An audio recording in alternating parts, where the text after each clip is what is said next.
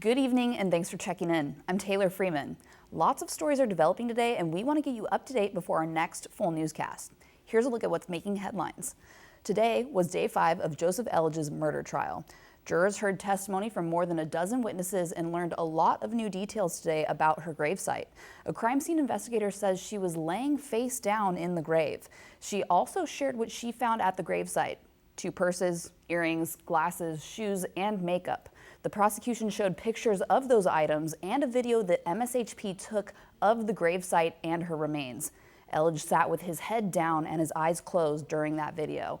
On the stand today was the first time we heard from the hiker who found G's remains.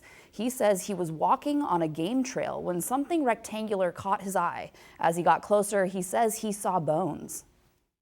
It didn't register to me that they were human bones. And the whole situation kind of looked a little bit like something a kid would have done to make an altar. The jury also heard from a forensic anthropologist who examined G's skeletal remains. Join us tomorrow at 5 and 6 for coverage of day 6 of the trial. Today, MU Health announced a change in the visitor guidelines. Starting Monday, inpatients can have 2 visitors. It had been limited to 1. And these new guidelines apply to University Hospital, Missouri Orthopedic Institute, Missouri Psychiatric Center, and Women's and Children's Hospital. MU Health has a COVID-19 incident command team that monitors COVID-19 data to make decisions on things like the visitor guidelines. One MU doctor who was on the command team says this change will take some of the pressure off of the patient and healthcare staff. It has another set of ears, another set of eyes to talk to the healthcare team to help them understand what's going on with their loved one. It helps them to be available for teaching when people are ready to leave the hospital. The MU Health website says there are currently 10 COVID-19 patients in the ICU. There are 18 positive cases in Boone County. MU Health says if there is a spike in cases, they will reevaluate the visitor policy.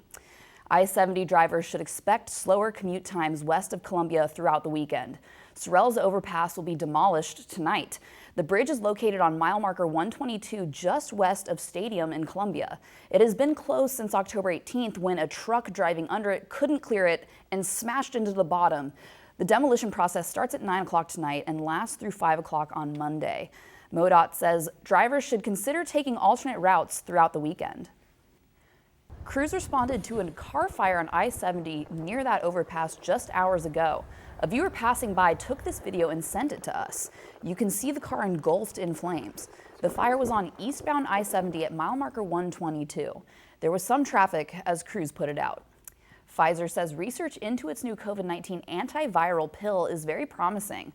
Data show the new pill combined with a low dose of an HIV drug reduces hospitalizations and death in high-risk COVID-19 patients by up to 89%. One doctor says if the drug combination does perform as well as they say, it will have a major impact on how we treat COVID-19. Pfizer will next ask the FDA to review the data and authorize the drug combination as soon as possible. Those are your top stories. We'll have more newscasts tonight at 9 and 10. In the meantime, you can find all of our coverage at KOMU.com. I'm Taylor Freeman. Thanks for checking in.